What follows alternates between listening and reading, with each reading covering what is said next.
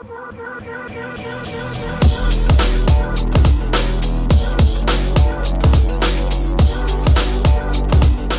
everyone, and welcome to episode 11 of Into the Rift. I'm your guest host for the evening, Daniel Dracos, and joining me tonight is a panel of passionate esports personalities you've come to know and love.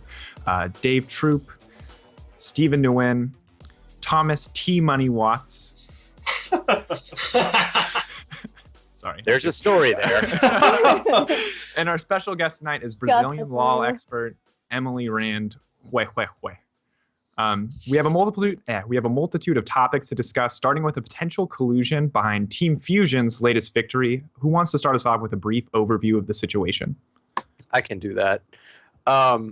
There's a very common thing in eastern regions where teams have what you call live-in subs. It's basically like creating a B team that's not on your official roster. I believe Chunky Fresh, who is now actually substituting for Team Fusion, was a live-in sub for Fusion while being on Team Confusion. Yeah, running that down is difficult. But with Fusion matching up with Confusion, you have somewhat spurious allegations of collusion between the two squads. And I know Daily Dot actually had to help Will Turton edit a piece that he published about it, and just basically saying this is an issue. But to management's credit for Team Fusion, they have said that they've tried very hard to explain it. So I guess if you're a glass half full kind of person, it's not a big deal. For me, I have a different opinion, but that's the overview of the quote unquote collusion right now. Okay. Well, you mentioned that you have an opinion on the subject. How do you feel about it? Do you feel like there was collusion? Do you feel like it was inappropriate for Chunky Fresh to be a sub on Fusion? Well, I think that it's reeked of a lot of just awkwardness. It's tough for me to believe that there was intentional collusion there, but I also think that Fusion needs to get kicked out of the tournament. It's not like this tournament has just dropped on somebody. You know, if it was a European tournament where Riot has not even released the bracket yet, okay, I can see some leeway there. But this is not a new thing. This has been known for a couple of weeks, and it was just like, oh, this happened. It's like, guys, come on. There is an argument that says Riot should keep an eye on this, but I don't buy that argument. I think that is ridiculous to ask Riot to control the teams to that point, because what happens when they do that? Then everyone bitches that Riot is too controlling. It's one of those things where, could it have been a legitimate mistake? Yeah, it could have been a legitimate mistake. But guess what? Legitimate mistakes have consequences. Get out of the tournament and reapply in 3 months. I really don't think it was intentional or anything like that. I have such a hard time believing it. Like, if you look at that Confusion roster, you can't like, if Nintendo and Mac Noon lost to those guys, they were not going anywhere. And there's really no evidence to suggest that they would have lost that series. It wouldn't have even have been close probably either. So to me, it probably was just a silly mistake, but I do think it raises an interesting questions about the ethics and like the murky waters that can happen in esports. Cause like, shouldn't there be some like basic rules that if you know even if you don't think you'll play them in the bracket, like even if you're on the same team, shouldn't you maybe not, like if you're on two different teams, shouldn't you not be on the same team at the same time? Like, pretty sure that's in every pro sports league. Like, you can't be on two teams at the same time, right? Like, I don't know any other thing where you could actually do that. So if they were not, everybody wants to have Tom Brady on their team in the NFL. Yeah, Jeez. Imagine if you could do that, just rotate them. Oh, you play Sunday, Brady? Perfect. How about you play for us Thursday, and then you play for the other guys on Monday, and then you play for your team Sunday? It'll be wonderful. Like, sure, you'll just live on the plane. But that's like, even less of a conflict of interest than we have here. Yeah, exactly. We're supposed to be playing each other. Exactly. Tom Brady would have to have played for both teams simultaneously. That would be ridiculous. He just never gets time off the field. Yeah, just never leaves the field. He's always on offense. That would be ridiculous. But yeah, basically, that is the situation, right? So, I mean, I think that speaks more to the lack of, like, I think that Riot shouldn't have to control that, but there should be some rules that, like, you can't be on two different teams in the same tournament. Like, not even as a sub. You know what I mean? You can't do that. I think one of the big things is, it seems to me like subs need to be recognized as an official part of the roster regardless. Yeah. so that you Agreed. can't just have, you can't be a sub on a team and then be playing on another team. And if you are, you cannot be playing in the same tournament for sure. And Yeah. despite the fact that I think both sides have released statements, confirming that this wasn't collusion, and Chunky Fresh and his team, multiple people have said that like, no, we're just backing down. We're never going to be able to prove anything because of the situation and how it is, but you're always going to know that there was that conflict of interest, and you can never be 100% sure. Because for all we know, like money could be involved. I think it's unlikely, and despite the fact that, Fusion almost without a doubt would have won those games, they didn't win those games. Like they did not play those games. Mm-hmm. So there will always be that doubt that something was wrong, and it does reek a little bit of like corruption. Yeah, just people are just going to talk behind the back, so this may have happened. I will say, it's kind of a weird equivocation when it's like, oh, Macnoon and crew should win. Monster Kittens took a game off Call White in the tournament in a huge upset. So, yes, you're right in that they should win, but that doesn't mean they will. And that's where I'm just kind of like, guys, what? But I do see your point. So while this issue may have been a bit of a mess, the one thing we know for sure is that it did settle a best of 3 this weekend. The remaining teams, however, still had to play their games out. And while the results did knock out half of them, we got a glimpse of what to expect from the coming matches, and a little bit of preview of maybe some new talent in the LCS, and obviously some very strong rosters, and a lot of the rosters that were knocked out looked significantly weaker. How did you feel about the games? I thought the games were really, really one-sided. I don't think it's worth going into any of the games specifically. Maybe if someone really wants to, we can. But I don't know. I thought they were all really, really straightforward. If a team that was expected to win lost a game, that was a throw. These were not high-quality games. These weren't even mid-quality games. These were just games. The only good game. Sorry, the only good game was that Zenith versus F5 game 2, because I honestly thought Zenith was going to win the series in a sweep. Like they were playing better, and then they just kind of threw that game, and then Final 5 come back and win. And I think sadly that's a lot of the games that went, or a lot of the sets that went to game 3 were because of that. It was because one team threw really badly or gave up something they shouldn't have in pick and bans. And it worries me because when you have teams that are trying to bring into the LCS and they're struggling against these teams that have played together for like 3 months and are composed of like a couple players in Challenger and a couple players in Diamond, and you're losing games to those teams, like what does that mean when they get to the LCS? What can we expect from the game quality when we get into that? Well, I know that was a concern for a lot of people when they were decided to expand the LCS out in general. And maybe I can ask you guys, because it a bit ties into what we were saying about Team Fusion and their subs. Like, does that speak to a lack of really good players that are vying for LCS teams in the expansion tournament? Like, I'll be honest, I don't know a lot about NA and EU expansion. However, the fact that, first of all, you have subs going on different teams just speaks to a general lack of talent. Like if you can't find someone else who's equally talented to be on that team, and then additionally the games to get into the tournament, if they are so one-sided with one team being really overwhelming or one team just completely throwing it, what does that say about the depth of the talent pool in NA right now? Well, for me, looking at the Challenger scene, looking at Challenger's 5 games, and having spectated a lot of these games, just ranked 5's game, keep in mind, not scrims or anything, for the teams moving up into the Challengers series and the Challenger bracket, more than anything, it looks like practice for mechanical skill and a little bit for team cohesion, but not for macro strategy or anything else that's going to help them in a competitive environment. So while I think that it's possible to find great mechanical players in solo queue, I think it's incredibly, incredibly difficult to find someone who has like a good sense of macro game strategy and a good sense of like really what their role is within the game at any point in the meta. Most of the time, these solo queue players that people tend to like look at and kind of worship, like Night Blue and people like that are very, very good mechanically, but we're not impressed by people who have really good game sense, and that's my impression of it.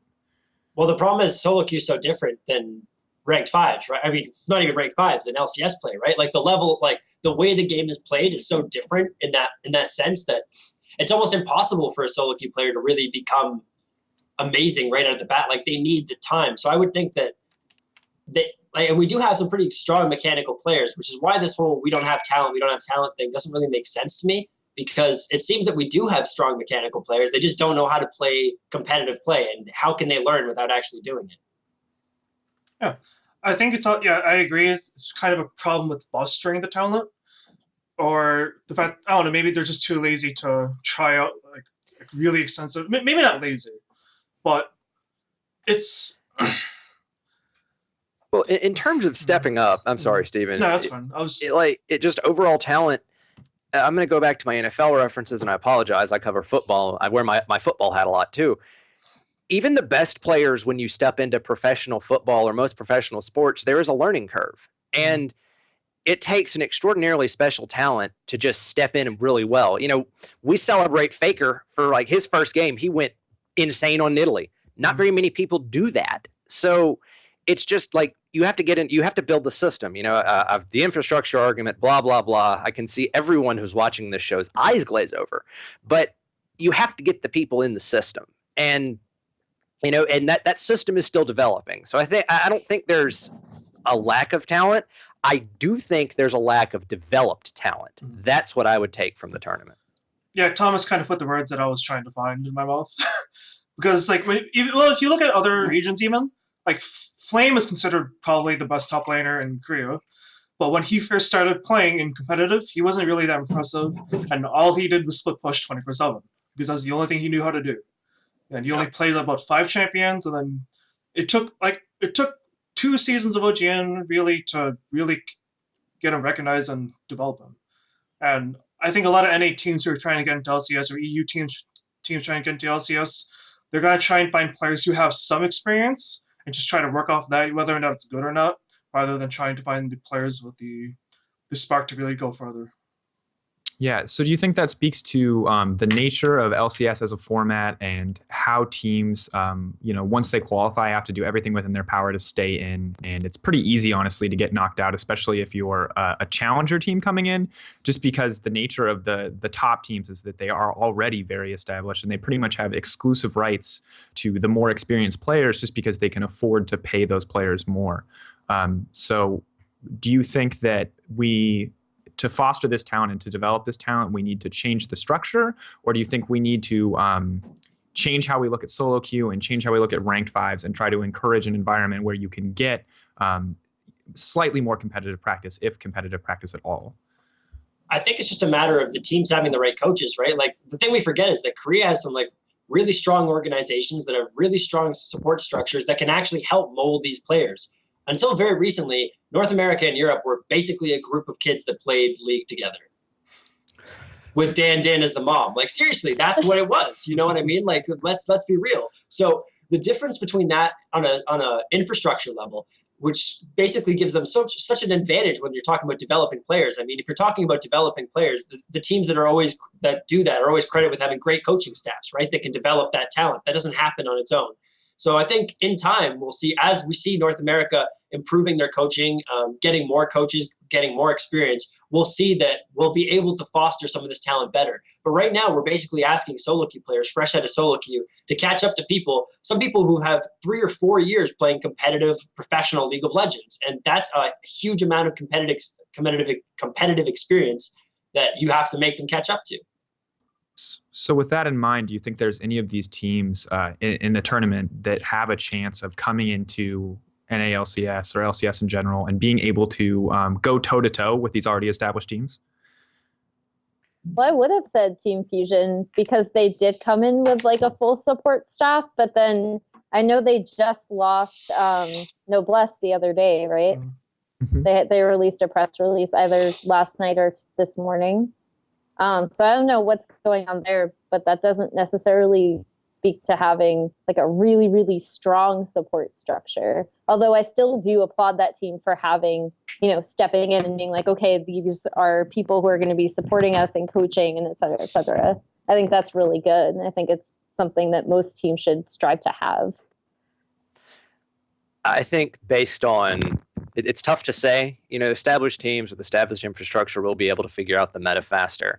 But if you have a Team Fusion that comes in and for some reason the top lane teleport meta continues, or it becomes even more top lane centric, Maknoon is going to be a great top laner in North America to the point that he might be able to carry. It's just the problem is it's so speculative, even in light of all the infrastructural differences. We don't know what the meta is going to evolve to be. So I'm reluctant to say, yes, Team LOLPro, yes, Team Fusion will come in and set the LCS on fire. But at the same time, I can't discount the possibility. You could see some crazy meta shift, particularly with, the jungle shifts. And what's going to happen? We haven't seen enough, or we haven't seen any professional games with the 2015 season patch. So it's hard to say. And obviously this change between seasons is pretty huge. And I agree that it's hard to say whether or not they're going to be able to play incredibly well or break expectations. But do you think that do they have any chance at all? Do you think we're going to have another Velocity on our hands where in their first split they got 2 wins and just got crushed for the entire season? So is that what we're going to see a lot with these 9th and 10th seed teams, or are we going to see a more balanced performance? Well, I think we talked about this a bit when the expansion tournament was first announced, and we said for the first year or two, these teams were probably going to get stomped. I mean, the difference between Cloud9 and TSM and these guys is probably going to be quite substantial, but it might only be a split. It might be a year, depending on, the teams that make it in and what their skill caps are. But as they're constantly playing and scrimming against better teams, they'll get better. It's kind of one of those things where the only way to improve at something is to make yourself play better people. They'll expose your mistakes. You'll see it. You'll improve faster, right? So. Alrighty. Does anyone else have anything to say on the topic of these challenger games and on the teams coming in? The next round's going to be a lot of fun. Yeah. The next round will be a lot better. I think this round was quite boring, but this round is actually there's a lot of series that could go either way, so it'll actually be quite interesting to see what. And there's a lot of old familiar faces in these games as well, so it'll kind of be nice that way. A couple European imports on Team Coast. I think it'll be exciting. Coast actually looked really good, and Paler's Rengar was pretty good.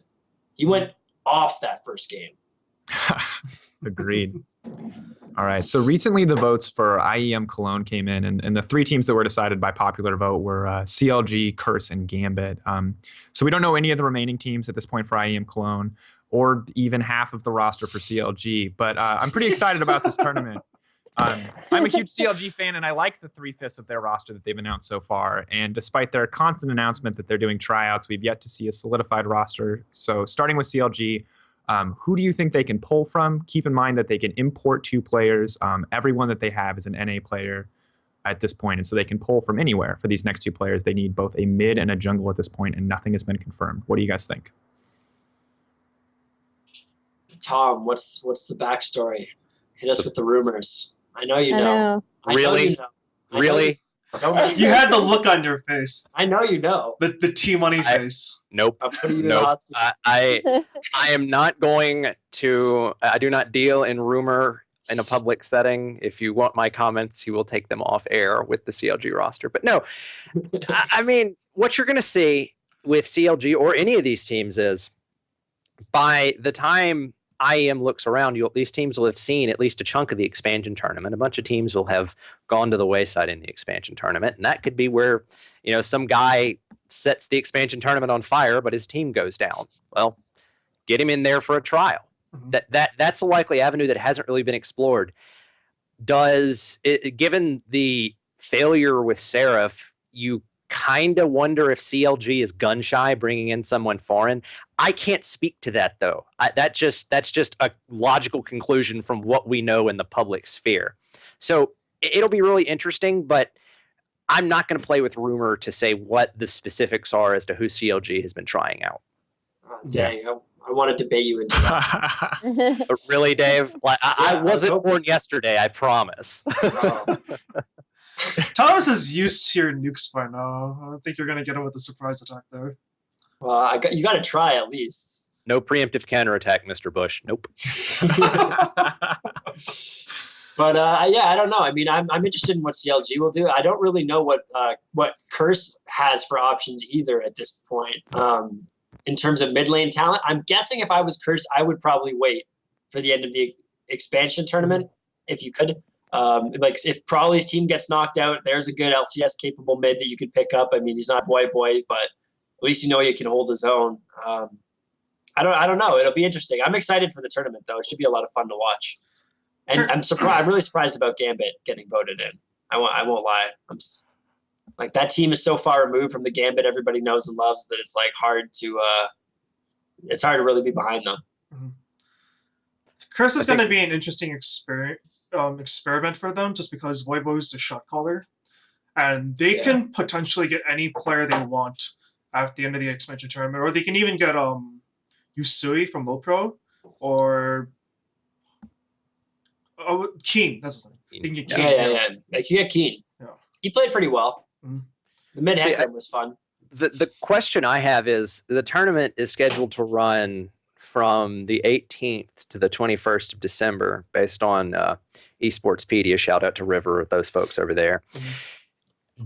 Does this roster have to be locked into the LCS? You know, could Curse pick up Keen and just run a tournament with him? Could CLG pick up, I mean, I don't know, whoever. I mean, I don't know the IEM rules is what I'm saying. Okay.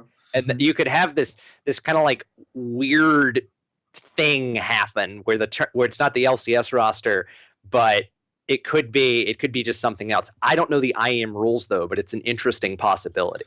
Didn't CLG do the Leicester? They had I can't remember his name for the life of God, but they tried out a jungler. Yeah, Tricky or something. Trick right? Z. Trick Z. Yeah. They tried him out in IEM last year before LCS, and then it didn't work out, and then they got Dexter. So yeah, it could be a tryout for them because it's not a serious tournament. Yeah, why not, right? Yeah. And I mean, if somebody does come out playing better after the end of this expansion tournament that doesn't make it in, like Thomas said, if somebody carries their team from the position you need, why not? You know, you've seen him play against other challenger teams. Like, yeah, they're not LCS teams, but at least you've seen him dominate competitive play very recently. So you know he could maybe do it again. Mm-hmm. And from what I understand, does Liquid still own both LoL Pro, or maybe not Liquid, but the Curse organization still owns both LoL Pro and Curse Academy? Yeah, they need to. Yeah, they need to sell Curse Academy if it makes it in. And or LoL Pro. So he does have access to that entire pool of players to pull from at a moment's notice, and he does know those players personally. Yes. Yeah. Okay, so that leans a lot to the like pulling Keen theory, because from what I've seen, I'm pretty impressed by that mid lane play. As a good player, a solid player, definitely no replacement for Voyboy. Similar to the same thing with Prawley, as I think that he could hold his own in an LCS, but maybe not the best choice. Although, like at this point, we're just dealing with rumors and speculation because it's so hard to say what anyone's going to do. And I feel like unlike last season, teams have been a lot better. For the most part, aside from TSM, Santorum, which I still don't think is confirmed, despite like him being spotted in the back of streams, and of course Zion Spartan poaching, quote unquote. Teams where I feel like have been a lot more secretive about their roster changes, and they've been keeping a lid on things. In this off season. It just sucks for Curse financially because I mean, Voyboy was great marketing wise, right? Like he's got an army of people who love that guy. So the Vubi army. Yeah. Well, hey, I used to like him a lot. When I first started watching the game, he was one of my favorite streamers to watch. He taught me a lot. So yeah, I loved his top lane play. I agree. He was an excellent streamer. And it's definitely it's hard to lose that personality. I think it's best to equate it. It's similar to CLG losing Doublelift, although probably on a lesser scale. Mm-hmm. So IEM Cologne is pretty far off, but IEM San Jose is right around the corner. And so most recently we saw the Brazilian qualifiers happen, and Emily. I'm the only one who cares. I care. Yeah, we want to. Well, we're gonna get to see them, so yeah. Yeah. So basically, in terms of IEM, what happened was there were 2 days of qualifiers. It was qualifiers for IEM and then also the Brazilian regular season of CBLOL. And they started off.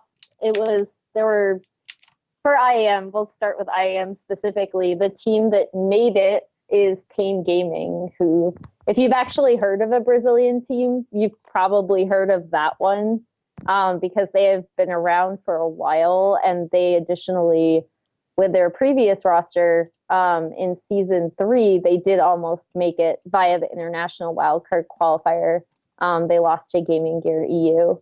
And then this past year, they lost to CNB in the Brazilian qualifier, so they didn't make it to the wild card.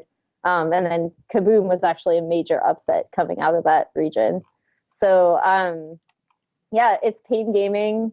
They're a really fun team to watch. They're actually, like, I guess I shouldn't say this, I should stay objective, but like they're actually my personal favorite team in Brazil right now. Just because they are really fun. Their AD carry is like very insistent on playing kind of weird stuff. Like earlier in this in another tournament, he busted out like ADTF. Always in solo queue, you see him doing random stuff like bot lane Yasuo and Jace and all this other stuff. So Lacti, he's really fun to watch. Their bot lane duo is really fun to watch. They have one of, if not the best mid laner in Brazil, and Kami, who, if you've heard of a really infamous Brazilian player, he would be one of them that you've probably at least heard of. He's been around for a while. I don't know. Maybe have you guys heard of him? I don't. Yeah, Kami is consistently a top Twitch streamer, right under most of the NA personalities. He floats around like 7,000 views whenever I see him up there, and obviously he has a pretty huge following. And from what I saw of the games, he's a pretty impressive mid laner. Definitely a dominant force in lane, and despite Brazil's interesting macro strategy, I think he consistently does well in team fights and team situations. Yeah. So Emily, how do you think they'll do? Do you think they'll do well? Yeah. Oh, they're going up against C9. So their bracket is brutal. I saw it. I was like, Yeah. damn. So okay, so I love Pain, but I'm not gonna fool myself into thinking that they will be able to go toe to toe with C9, just because I don't think their macro strategy is good enough yet. I think they have a lot of, and I hate to use the P word, I think they have a lot of potential if they were actually able to play other teams internationally a lot more often. So I do think that they will be able to go and take a lot from it, even though, like, obviously I know that a lot of other regions, they really see this as a show match. They see that as something fun. For Brazil, it's really a chance for that team to kind of go and obviously, yes, have fun, but also see how they actually do stack up against teams from other regions. And specifically, C9 is one of the best teams in North America. So, I mean, I honestly don't think they're there yet. But I don't think it's an impossible situation where I don't see them coming in being like, oh man, I don't think they could ever take a game ever. But then again, I'm also the person who came into Worlds and said that Kaboom might be able to take a game too. So, And you were right. So You were right about there's that. some lead there. Right there. And no one ever will care about Alliance again. That's the Kaboom legacy right there. No, okay, so when we were that's not true. we talked a bit off the air about, in general, Brazil's meta and Brazil's macro strategy and what Brazil tends to. And one of the things that you said to me was Brazil has, this excellent mechanical skill, and all of their professional players are incredibly mechanically skilled. What do you think it's going to take for them to take their macro strategy to the next level in order to compete in international tournaments like this? I mean, to be honest, it would take two things. One is probably just more international events, to be honest, like just more exposure to different styles of play. And that's not to say that they have to play a specific style, because honestly, I do enjoy watching Brazil. Like I'll be honest, like when you guys were watching the first day of NA expansion, I was actually spectating games through the client because I couldn't actually watch the stream. There was no stream. So I just spectated Kaboom Black's support player in order to watch the game. And they were expectedly one-sided because Kaboom Black was one of the teams expected to make it out of that first day of qualifiers. So some of the games they won in like under 20 minutes. But it's going to take that. And then it's also going to take more regular season play. And it's still it's still unconfirmed as to what the officially unconfirmed as to what the regular season's going to be. It's just been announced that it's going to be CBLOL. There's going to be 8 teams. They were decided in the qualifier this past weekend. And more regular play where they're actually playing each other in a professional setting, teams getting coaches and support staff so they can actually look over the meta and develop their own thoughts about it and develop their own strategy about it. Because I think a lot of regions, and specifically regions that are not Korea, and to some extent China, and I will not pretend to be a China expert either, but you see a lot of teams, and instead of trying to develop their own strategies, they tend to fall back and copy others' strategies or look at what's popular. And I think Brazil does have, again, I hate to use this word, but they do have the potential to come up with their own really cool, awesome stuff to watch.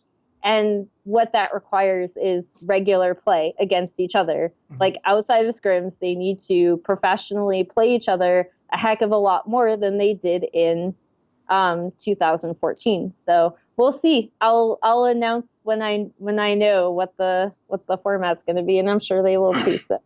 Well, I just have a question. I fully admit that I'm a Brazil, I know that's probably the region I know the least about.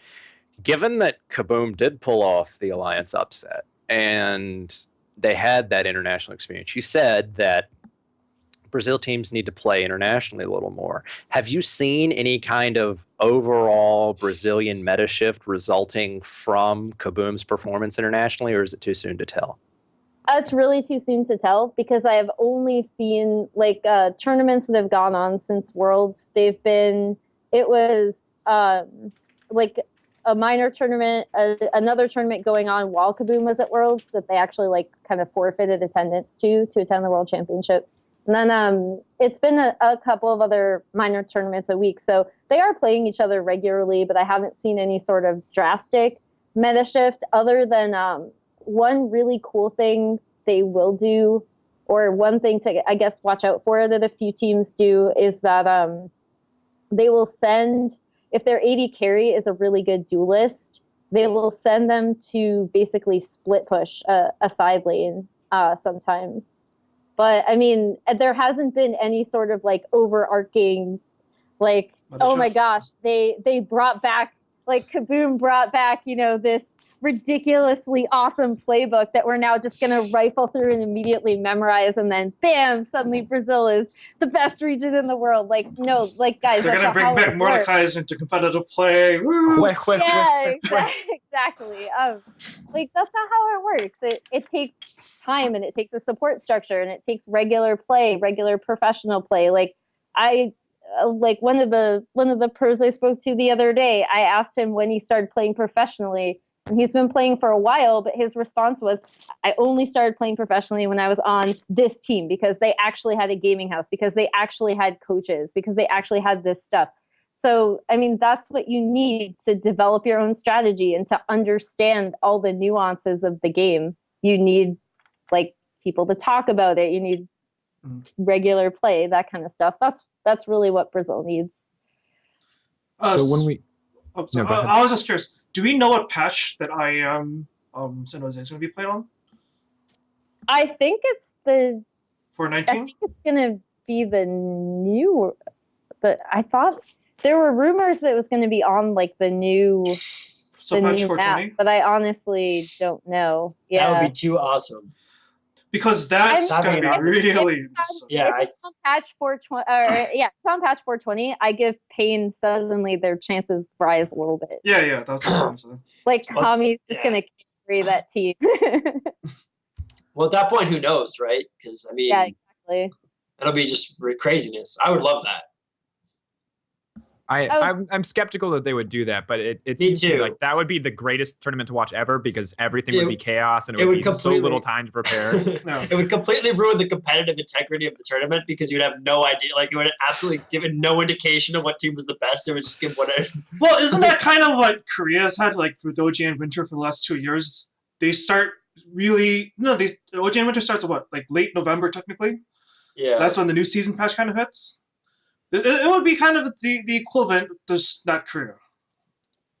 I guess, yeah. I hadn't really thought about it like that. I would just love to see it because the meta would be such a freaking mess for like Yeah. a month. Just because we would watch this one tournament, someone would cheese with something, and then for 1 month, people would think it was the best thing on the face of the planet until they realized like just how little they knew about the new Summoner's Rift. Right. I would prefer, frankly, as a competitive tournament to see it on a prior patch, but I think as a spectator, that's probably the most exciting thing you could see is like a fresh patch with little time for teams to prepare, because it would just be a mess, and it would be exciting to watch. Because, for example, I was talking to he's Shakara's on Twitter. No, on Twitter. He's also known as Kalba. He's a Challenger EUS He player. sucks at Kale. That's all you need to know.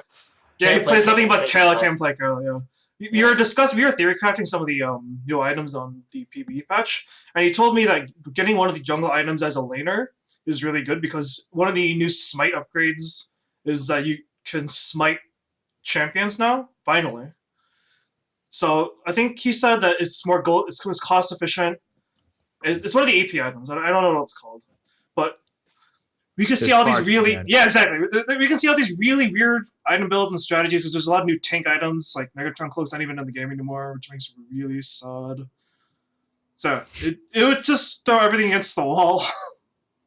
One thing to keep in mind, though, is that we could still play on the new Summoner's Rift visually, but not have all the new items and a lot of the newer changes like the Scuttle Crab or all of those things that are going to change the game a lot. But we will still see, regardless, if they use the new Summoner's Rift, they're going to be using, most likely, the new Dragon and the new Baron, which are going to change things a lot. I don't know how much experience you guys have playing on the new map, but the new Dragon is almost definitively more difficult in every circumstance, except for like one or two fringe cases. Like if you've seen on Reddit, there's the videos of Fiora and Pantheon like soloing the dragon just because they have abilities that interact really well with Dragon's new animations. So how do you think, if all we see is a change in Dragon and Baron, do you think that changes teams' macro game? And if so, like how? Is Dragon less of an objective now? Is it more of an objective because it's more difficult to take? I don't think so. I mean, these guys were taking it really quickly right away. Like these guys, they're pro players, and I mean, it's not that big of a change. I played on it quite a bit, and it's harder, but it's not like I don't think it'll make that big of a difference. And Baron, I think, is actually easier to take because a lot of the damage you can see coming. Like he has like very noticeable attacks that you can dodge in some cases. Sorry, I just have a bit of a cold, but I don't think it really will change much. We might see more Baron rushes though. If like I'm not entirely sure, but I feel like it is easier to take Baron a little bit because you can dodge some of these attacks. So you might see a few more Baron rushes, but other than that, I don't think so. Alrighty. So changes aside, one thing that I kind of missed and should have discussed when we were back about talking about challenger teams is we had a question on Reddit today. And it was, if you had to create a roster with the most promising players from NA and EU, the expansion tournament specifically, what would it be and who would be on it and why? So does anyone have any opinion on who the strongest players are at this point and who would be the best? What's the dream team? The team that could come into LCS and stand a chance, that could wreck face. What is that team and who would you put on it? Mocknoon and Keen for the solos for sure. AD carry would be interesting. I want to see how Nian Tanso goes back. It's neat, yeah. I will say I have been watching Nian Tanso.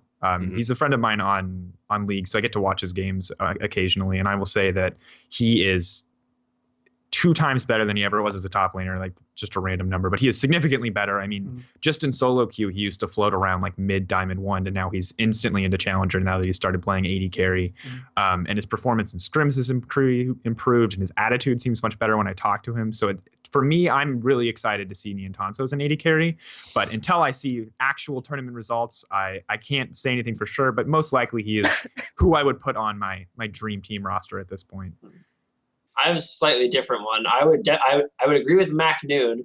I would go Impaler and Jesus because Keen looked good, but Jesus didn't like. Jesus played in the LCS and he didn't look great, but he held his own for a large majority of it. He looked kind of fine. So I would take that over Keen if I was making an LCS team. And then for the bot lane, I'm debating between Robert X. Lee and Robert X. Lee and Cop, and then I would take Sheep. Probably. That would be my 5. Sheep did do pretty well during his brief time in LCS, and I honestly, he's the only support in this tournament that I'm familiar with. Glebe Glarb has dropped out now with the most recent Fusion announcement, and Chunky Fresh, who's a mid laner, will be replacing him, I guess. So if Glebe was still on the table, I might pick Glebe. I really like his play, and I think he's an excellent professional player. But I think you're right. Without Glebe, I think Sheep is definitely the standout support for this tournament. For me, Bunny did okay too. Yeah. For me, I'd go with McNoon, Keen.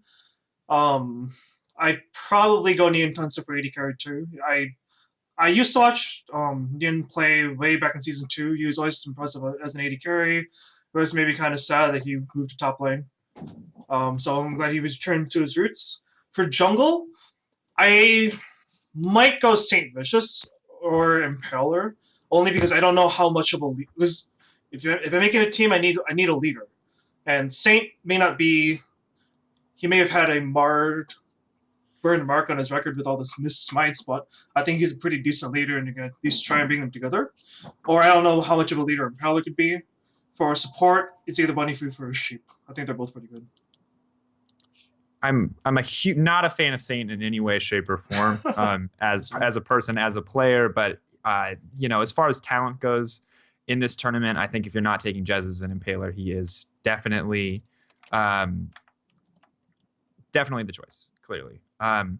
So with the new map, kind of jumping around here, another question we got was, how do we feel about the new changes to Baron buff, Dragon, Towers, and jungling? And we got into it a little bit, but how do you think it's going to affect the meta in general with this huge, I guess you could pretty much say a buff to jungling because of how powerful Smite is going to be as a summoner spell? What do you guys expect to see, if anything, change? I know you mentioned the jungle items on laners. Do you think it's so powerful that, kind of like last season, we're going to see them alter these items repeatedly just so that they can make sure that the only person who can take this item, is a jungler? How do you see it affecting the game in the immediate future and maybe in the long term? What do you think Riot is trying to push towards with these new changes? Well, when you kind of brought up the jungle item thing that I brought up earlier, I don't think it'll go wild because you're forced to take Smite if you want one of those items, and that's a really big risk you have to take levels 1 through 3, even 1 through 6. But the idea behind that strategy was that if you made it past that, the item's way too cost efficient, and then it doesn't really matter if you're Smite because you can Smite the champion. That's kind of like the offensive summoner spell there. But yeah, I don't think it'll leak it. The jungle items will leak out into the lanes that dramatically. But I haven't played around with the new jungle as much recently, so I don't know what jungler is going to be the strongest. But depending on what junglers are strongest, that can change what kind of picks you see in mid and top. So. I'm interested to see what type of changes the towers will have, really, on the macro game, because I think that with the inhibitor towers being much stronger now, it'll be much easier to kind of turtle out if you don't get caught at that inhibitor tower. It'll be much harder to dive that with the strength of that laser beam turret. So it'll be interesting to see, does that create more split push comps to try and avoid that, hiding it hinders. It hinders split push comps. The way the inhibitor tower works. Okay, well, first of all, you have to consider the second row of towers, right? The mid tier towers. Yeah. They have the shield buff. When you walk past it, it gives you a shield, and the shield increases in potency over time. That is supposed to help stop split pushing. And also, the inhibitor tower. One of the reasons why split pushing is so good is because a lot of split pushing champions can dive under tower when they're super strong, like Nasus, Jax, Kayle, even whatever. And the way the tower damage works is that the laser, if you've played StarCraft 2, it's like the Void Ray. If you have it, the way the laser works is that it increasingly does more damage over time, the longer it focuses on one target. And if you're tower diving, that means it's going to be on you the entire time, and that is going to be exponential damage. So the way the tower changes work is that it's supposed to help prevent split pushing.